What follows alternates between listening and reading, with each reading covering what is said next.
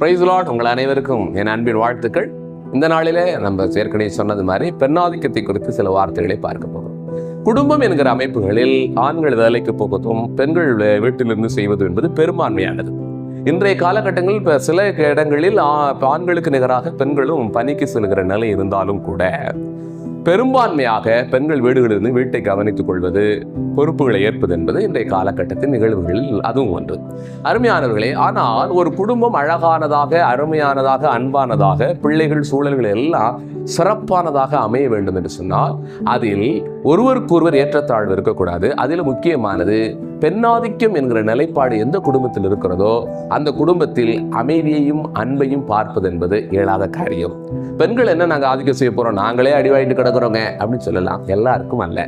சில குடும்பங்களில் சில பெண்கள் ஆண்களை விட தங்களை மேன்மைப்படுத்தி கொண்டவர்களாக, நான் படிப்புல உயர்ந்திருக்கேன், நான் வேலையில உயர்ந்திருக்கேன், நான் சம்பளம் கூட வாங்குறேன், நான் தான் வேலைகள் அதிகமாக செய்கிறேன், என் நிறைய பொறுப்புணர்ச்சிகளை நான் தான் சுமக்கிறேன் என்கிற நிலைப்பாடுகளை தங்கள் மனதில் கொண்டு அதனுடைய விளைவாக விரக்தியான பேச்சு, ஆளுகையான பேச்சு, அதிகாரமான பேச்சு குடும்பத்தில் பயன்படுத்துவதை பார்க்க முடிகிறது.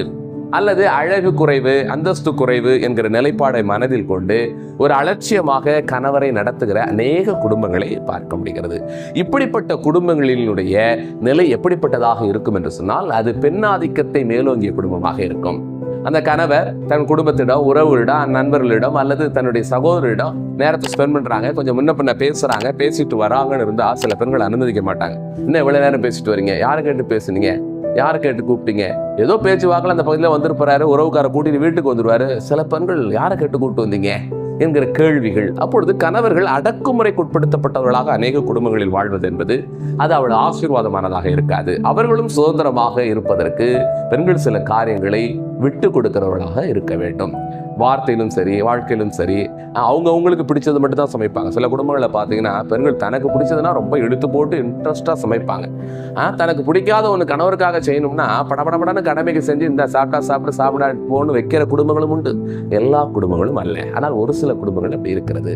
அருமையானவர்களே, கணவரோடு அமர்ந்து பரிமாறி உணவு கொள்வது, ஒருவருக்கு ஒரு சந்தோஷமாக பேசிக்கொள்வது, சில விஷயங்களை கூட குறைச்ச கணவர் பேசினாலும் கூட பொறுமையாகவும் சாந்தமாகவும் ஏற்கிற மனநிலையை கொண்டிருக்கிற குடும்பம் தான் ஆசீர்வாதமான குடும்பம். இதனை கடந்து ஆண்களை மேலோங்கியவர்களாக நான் இருக்கிறேன், நான் செஞ்சாதான், நான் இல்லைன்னா குடும்பமே போச்சுங்கிற மனநிலை ஒரு பெண்ணுக்கு வருமானால் அது பெண்ணாதிக்கத்தை சார்ந்ததாக மாறிவிடும்.